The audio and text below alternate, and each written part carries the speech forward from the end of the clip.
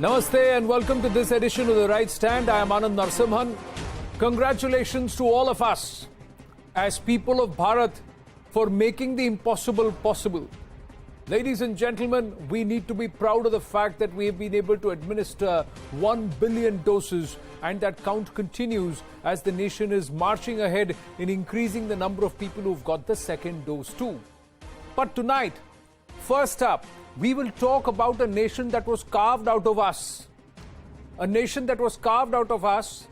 And today, when India is setting the global benchmark in healthcare, in welfare, in taking the story forward for humanity, this nation is competing to increase its jihadi count. This nation is competing to not increase the number of people it vaccinates, but it is trying to compete and trying to create terrorists who will go ahead and compete to exterminate innocents. That's the reality of Pakistan. An intelligence note which says why jihad is a compulsion, but I'll get to that why, because this is what is the fountainhead of terror. Let's understand this nation. Why Pakistan is being deemed a fountainhead of terror. Globally oriented groups that are operating out of Pakistan and have Pakistani connections, the Al-Qaeda. Current leader Ayman al-Zawahiri. This is as per the US congressional report, and these outfits are all operating out of Pakistan, and this report is just less than a month old. The other aspect, Al-Qaeda is also a US designated foreign terrorist. Group leader Osama Mahmood is the Al-Qaeda in the Indian subcontinent, or AQIS, which is there. Then you have the Islamic State of Khorasan province, ISKP. Now, these are former members of the Tehreek-e-Taliban Pakistan or the Afghan Taliban. They operate in the Pak-Afghan border areas, or is it the, around the Durand line. US designated foreign terrorist organization since 2016. Then the next outfit. Why Pakistan is a terror fountainhead as far as Afghanistan-oriented groups. Now, these Afghanistan-oriented groups, you have Hibatullah Akhundzada, who's now deemed dead. The Taliban themselves have confirmed that he was exterminated in a suicide killing orchestrated by Pakistani forces. Afghan Taliban operating from Quetta, Karachi and Peshawar. They are specifically designated global terrorists since 2002. They retook power in Afghanistan in 2021, and there again the ISI interference and the Pakistani interference is very, very evident. Then let's look at the next one, the Haqqani network. One of inka Sargana, the head, is the Interior Minister of Afghanistan. And they are acting Interior Minister. A US Congressional Research Service report has named them and deemed them as terrorist organization since 2012. Operates from Pak-Afghan border areas, close links with the Al-Qaeda, with ISI and also the IS Khorasan. This was this Sirajuddin Haqqani. Yesterday we put out here on the right stand, he was felicitating families of Fidain, giving them 10,000 Afghani and also a plot of land, 200 such families. This is the Haqqani network.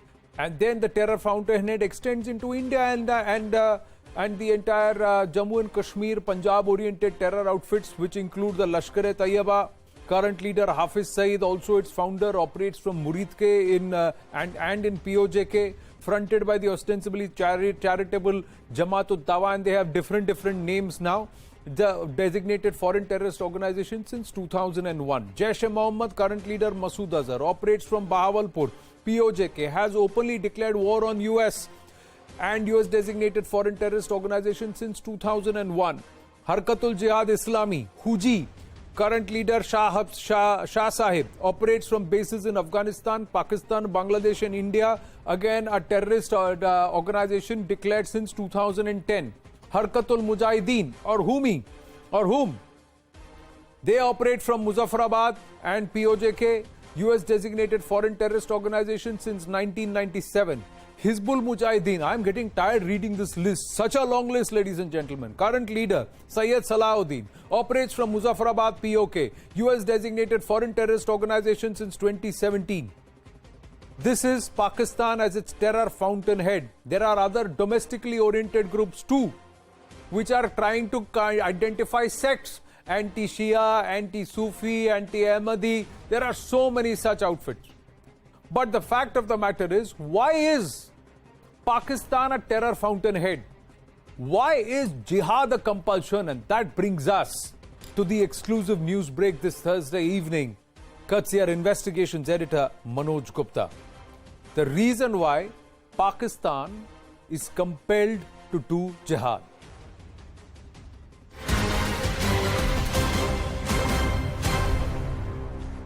Now, there are four factors that come into play here.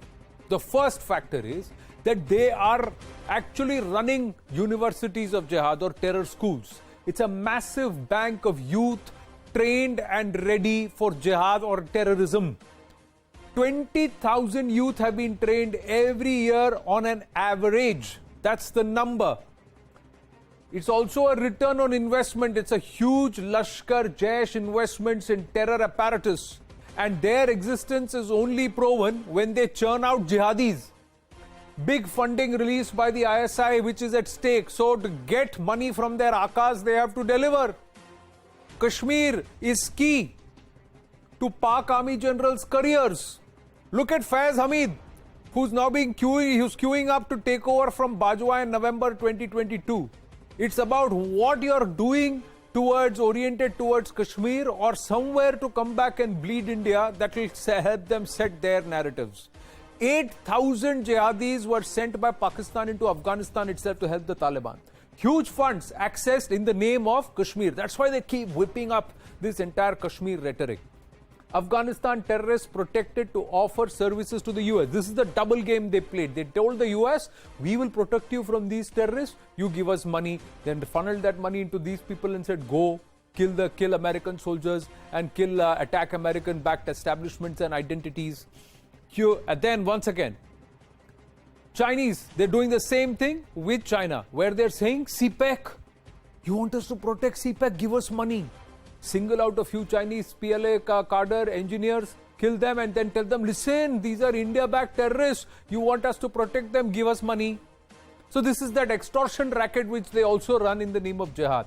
This is their compulsion, ladies and gentlemen. There are more inputs too. This is a nation which is really tottering. At 175 rupees to the US dollar, the Pakistani rupee is crumbling. That nation is crumbling. But the only thing for them, the only source of sustenance is jihad. Pak a terror state under compulsion is the question that we ask. And as I go across to our guests this evening, Terror State Pak is the hashtag. Let's try and get their point of view, even as we speak at this point, ladies and gentlemen, or through the course of the show or sometime afterward, we would know what the FATF has decided. Is it going to bung in Turkey also in that grey list along with Pakistan? And will Pakistan continue to stay in that grey list? But the dynamics one has to understand. The terror perhaps has now become a compulsion. Ambassador Rajiv Dogra, former diplomat with us, Sushant Sareen, senior fellow ORF with us, Dr. Wail Abad, senior international journalist and West Asia expert is with us, and Kamar Chima, political analyst joining us from Pakistan. Namaste to all of you. Thank you very much for joining us this evening. Ambassador Rajiv Dogra. So is this now become a compulsion? What started as a strategic option, has it now become a compulsion for them? They have no other identity but being a terror factory. Or option but to be a terror factory? Well, that compulsion started when Zia was the president, and he made sure that Pakistan steadily, slowly but surely became a fundamentalist machine. So jihad is the wrong word to use for what Pakistan is today and what Pakistan is steadily becoming more and more as a nation. Terror is the right word, because jihad has religious connotations, and religion has nothing to do with what Pakistan is doing. In fact, it is producing a whole lot of mercenaries who can be purchased for 20,000 rupees or 30,000 rupees at the maximum, as we are finding out in Poonch, Rajouri and other places. And as you said, the cadres who were sent to Afghanistan, besides the Pakistan Army regulars, there were also mercenaries who were purchased from villages of Pakistan. So number one, it is a terror machine, as you rightly pointed out. Number two, all those names, Lashkar, Hizbul and so on, are just names. As Shakespeare said, was there in a name. ISI is the fountainhead. Call them ISI 1, ISI 2, ISI 3, and I think you will show the complete picture. Obviously, you can't do that. You have to identify various things. But my point is that they are all the offsprings of ISI who controls them as per its desires. The third development, which I think is most troubling, is what is happening internally within Pakistan Army. For the first time ever, an officer of the Pakistan Army openly defies the Pakistan Army chief. The Director General ISI is today in Kabul along with Foreign Minister Qureshi, when he is supposed to have given up that charge and gone to Peshawar, despite specific orders given by the Army Chief Bajwa. So you have a situation which is very, very fragile in Pakistan, where a Taliban Khan is heading the government and where an extremist, fundamentalist Director General of ISI is ruling the roost. He's practically challenging the Pakistan Army on his own. So anything could happen under these circumstances, especially after their great morale booster in Afghanistan when they defeated America.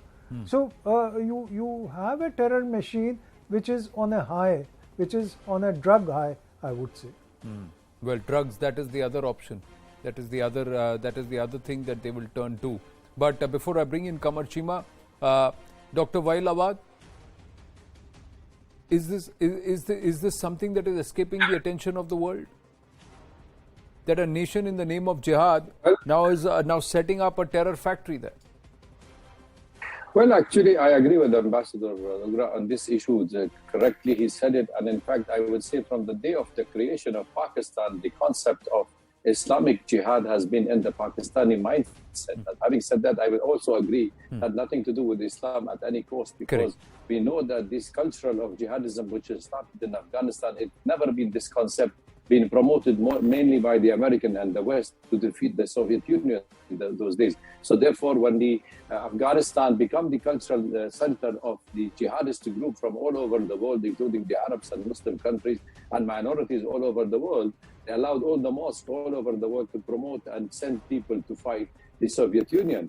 So after that, the Pakistani, the Al-Haq general, he himself was promoting, his coffin was full of monies from the American, from the West when he fought. So therefore, they found it is more of a sympathy among the rest of the world to create some kind of, there is a war against Islam, and that is where your extensional existence is being endangered, and that's where you can put. The terminology itself is wrong. Even in Islamic culture, the Turkeys will disagree if it is wanted to know the true word of jihad. Jihad does not mean you go to the war. Jihad, you fight your way also to be a good human being, and that's what the Prophet taught us all. But what happened in Afghanistan, in fact, and now we are coming into this picture after the American evacuation on it, is the fact of the matter that it is becoming, Khorasan, and that is Khorasan where we've seen the Taliban is coming up with the jihadist group. That's a clear indication that now there is a new agenda for South Asia, including Pakistan and Afghanistan. And I think Pakistan will stay to play a major role in this issue, especially in promoting this jihadist group, because they found it's mainly they can gain the sympathy from Islamic world and by promoting and recruiting people into that. But I think now people have recognized that this is no more. It's a fight for any cause. It's just a money. You pay money, you can rent an army, you can privatize army, and that is what's happening across the world. Pakistan is tasting its own poison, who have cooked the poison for so long. Now they call themselves victim of terrorism. If they are seriously a victim of terrorism, they should fix their house in order. But would you agree that in the name of Islam, in the name of what you said, Islamic jihad, in the name of, at the cost of trying to even defile and defame and to even distort the meaning of jihad, what is being run is nothing but a mercenary factory, a money-making factory? Absolutely. And if you remember, when Afghanistan was, the Taliban was toppled, Pakistan itself have given the American more than 800 of the jihadists to the American, who have taken them to Guantanamo, and they've been tried by the American. So how can you claim that you are fighting a jihadist or you're fighting for a cause when yourself you helped the American in toppling the Taliban and now you brought them back? So I think Pakistan should watch it as Pashtun, composition between the two states, and Pakistan integrity. In fact, it's facing more dangers than Afghanistan. Trust me on this. Sushant Sareen? Look, I have a bit of a disagreement with what my colleagues have said. Number one, jihad is a concept. Yes, it's a religious concept. You can call it distorted, but ask the jihadis, do they think that they're distorting the concept? I don't think so. So I don't think we should get into this debate. Right. And frankly, they revel in the fact that they are waging jihad. Now, Ambassador Dogra or our friend Wael Awad can say whatever he wants to say, but the fact of the matter is the guys who are doing terrorism and the guys who are putting other people to terrorism are doing it in the name of jihad. Now, you can keep saying that it's distorted or not distorted. That's of small comfort to someone like me. The one. Number two, as far as Pakistan is concerned, look, it didn't start with General Zia. Zia only formalized something which started with the birth of Pakistan. What do you think was happening in Jammu and Kashmir in 1947, 1948? Forget Jammu and Kashmir. What do you think was happening during the riots when the Direct Action Day happened in Calcutta, when the rape of Rawalpindi happened, when all those unspeakable crimes took place in what is today Pakistan? Where do you think that was coming from? What do you think those people were fighting for? What do you think was the driving force? When the Jammu and Kashmir operation started by the Pakistan Army, it was jihad at that point of time. When 1965 happened, it was jihad at that point of time. At every stage, they have called it jihad and they continue to do it. All these groups which they have raised as auxiliaries of the Pakistani state are fighting it's part of our overall strategy of the Pakistani state. So I don't think we should give them any kind of a free pass that it was General Zia who started it. What was Ayub's attitude towards India and Hindus? What was Bhutto's attitude? Correct. You name the leaders. Now, just because Bhutto and Ayub love their whiskey, did not make them liberal, did not make them secular. So we have this way of attaching certain labels to these people. But if you look at the overall, profile of everybody, look at a man like Imran Khan, a playboy, a liar, a hypocrite, all of those things.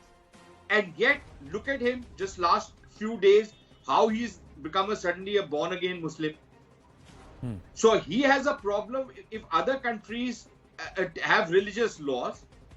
But when he goes on to all this nonsense about, bringing in Islam in a big way, feeding it into people in schools. And Anand, let me just correct you. You keep talking about the madrasas. Do you know studies have been done in Pakistan that there are more jihadists who come out of the state school system than come out of the madrasas?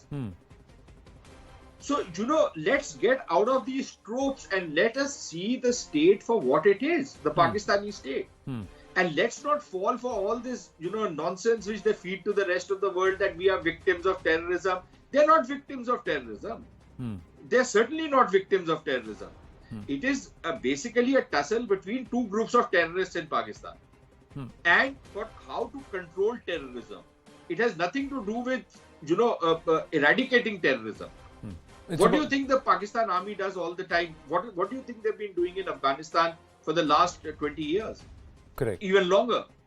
So, let's get out of this. And frankly, Faiz Hamid is not the most fanatical ISI chiefs. You've had somebody like Javed Nasir, who was responsible for the 2003, Mumbai blast. I can give you a whole lot of other Pakistani generals who were heads of ISI. And I can give you their profiles and I can tell you that Faiz Hamid comes out smelling, he's an unscrupulous man, an ambitious and unscrupulous man, but he's not half as fanatical as some of his predecessors were. This is something which you are saying is there in this nation's DNA from the time it was carved out of India. Exactly. It was carved out of this particular thing. No, but my point is that has it now engulfed it so much that they cannot look beyond it and they cannot do anything without it? That's the question, Kamar Chima. No. I don't think it is engulfed into anything. I think that just the hypocrisy with which they have done this whole jihadist industry has flourished. I think some of that hypocrisy is ending. Some of it continues because they need money from the rest of the world. Yeah, they are not we'll come to the money bit in just a bit. That money is also something which is fueling terrorism. Now, terrorism for money and money for terrorism. So both are happening at the same time. Kamar Chima. Yes. You have nothing to say, or do you agree with all the panelists? No. First of all, let me tell you what I have been hearing from all of these panelists and what's going on 20 minutes from right now. I think what I can find out and anyone would conclude is that you people have a problem with the Muslims and the Islam. Everybody is talking about Islam. Islam is a problem. The only thing is that Muslims ruled you guys for 1,000 years, and now Pakistan became independent country on the religion of Islam. So that is a problem. So either you are calling these fanatics, these are Islamists, these are Muslims, they try to portray. But what kind of a religion you have?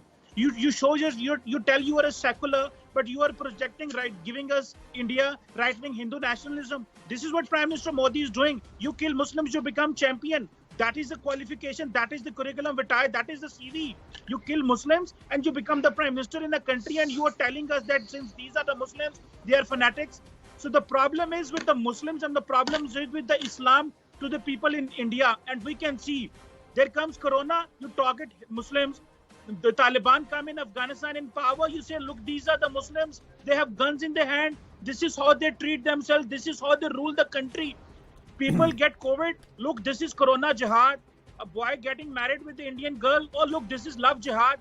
So we can see what the world is treating. Prime Minister Modi is going to Washington. He gets bad press because of his fanaticism, because of the right-wing Hindu nationalism he's preaching, this hyper-nationalism he's preaching. So don't tell what you are saying us. We know you have a hatred for the Muslims. You have a hatred for Islam. This is a gone case. Come what? No, what is the way forward? Chima. How you have to move it? We are nation states. We have to live together. So the way you are living with the Jews, the Christians, start living with the Muslims, sir. Sir, before you run out of breath and get into hypertension and hyperventilation, please pause, take a deep breath. Let me just applaud you for your effort and also tell you that the status of this debate or the level of this debate was here, and in 2 minutes you brought it down, sir. You brought it down at least 20 notches. Okay, now I didn't interrupt you today.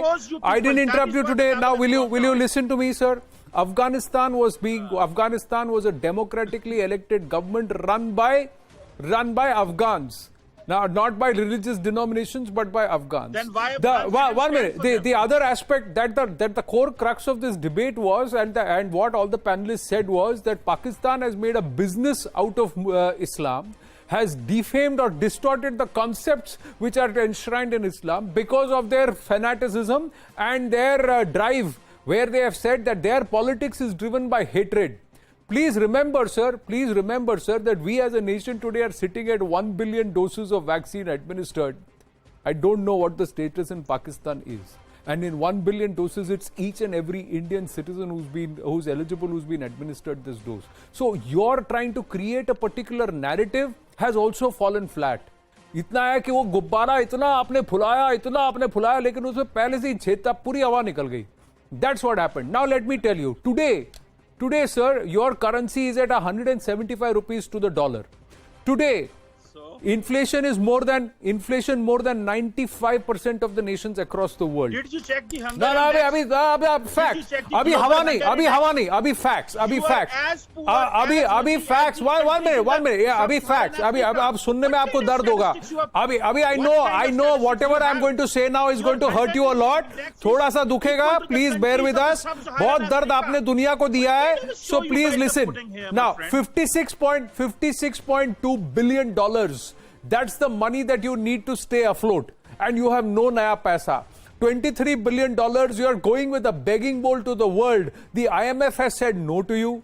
There are no nations who are wanting to fund you at this point in time. That's the status. The Pak rupee weakening to 175 rupees to the US dollar. Putting out food prices have doubled in the last 2 years. Your prime minister had to step in to decide the price of roti and naan. Just check the Top global 5% index in top and look 5% India of the where it is. nations with soaring inflation. Among the top 10 nations with the largest foreign debt.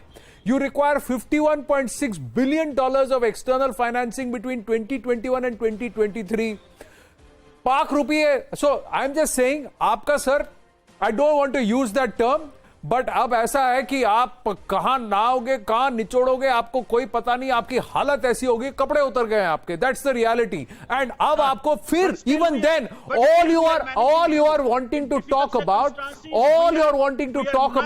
is once again extremism, once again fanaticism, once again fundamentalism. Now let's try and this is the right time as I go back to Sushant Sareen to show you this existential spiral. And Qamar Cheema has just proven it to us right now this evening. This is what happens.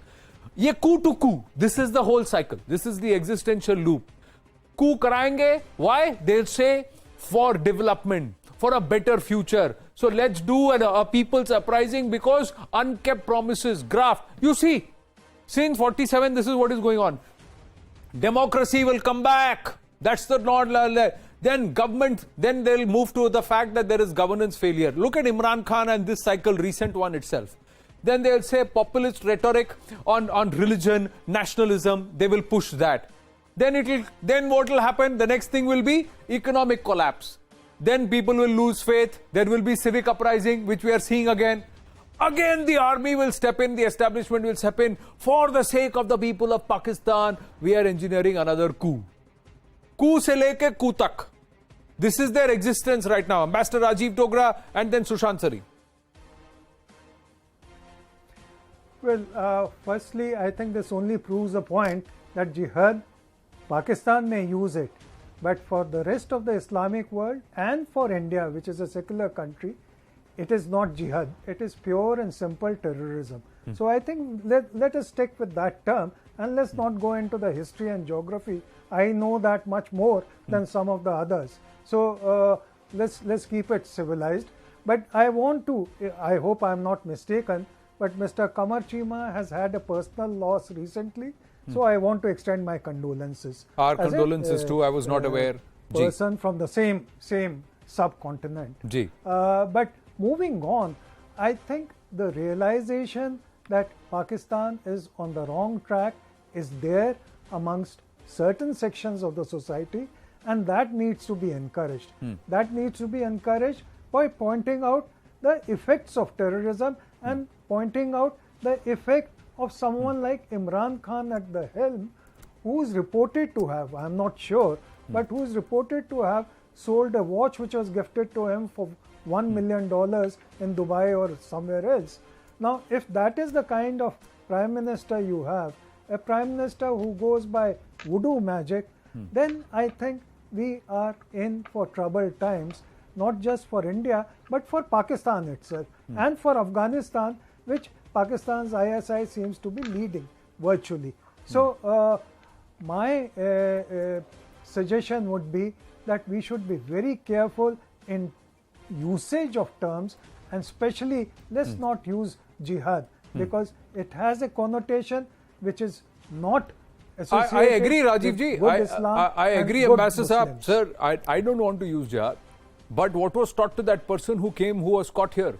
He was said that you have to do it for Islam, and this is for jihad. This is the jihad that you have to wage. This is exactly what Hafiz, no, this is exactly what Hafiz Saeed stands there and says, that this is what we are doing. This is jihad.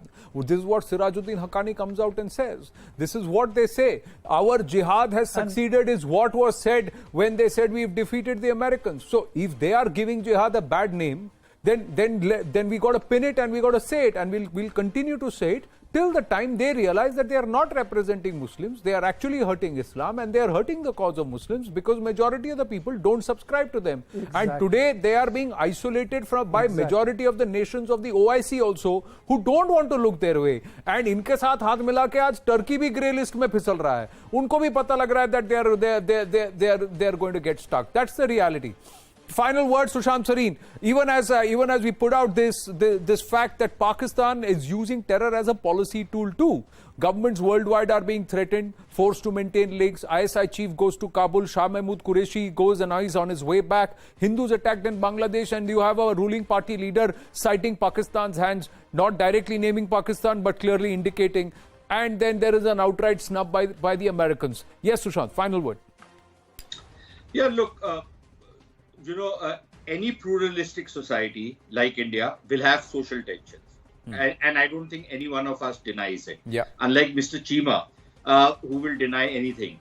But the fact of the matter is that the only parameter on the basis of which you can test whether a society is persecuting its minorities is whether the minorities are fleeing that country. And if you look at what is happening to minorities in Pakistan, they are fleeing. Yeah. If you look at what is happening to minorities in Bangladesh, they are fleeing. If you look at what has happened to minorities in Afghanistan, most of them have already, flown out of that country. Right. So that is the only parameter on the basis of which you discuss whether a state persecutes its minorities. On the larger issue of jihad, look, it is not for me to get into theological debates. It is a state and it is a society which sanctifies it, which sanctions it, and to say that there are some people who are right-thinking people, they've always been right-thinking people. Do they call the shots in Pakistan? For the last 70 years, there have been that element which has opposed this jihadist nature of the Pakistani state. How much weight do they hold in that society? How much weight do they pull in that society? And if they don't, are we going to just latch on to that fringe which writes in English and which we consume? Are we going to hold on to that fringe to see that maybe Pakistan will save itself from itself? I don't think we should be in that game. I personally completely disagree. Right. Gentlemen, I've run out of time. We've got the 100 billion doses to celebrate, 100 crore doses or 1 billion doses to celebrate here on this edition of The Right Stand. I thank all our guests. Taking a very, very short break, we speak to the nurse who administered the billionth dose when we come back. Stay with us.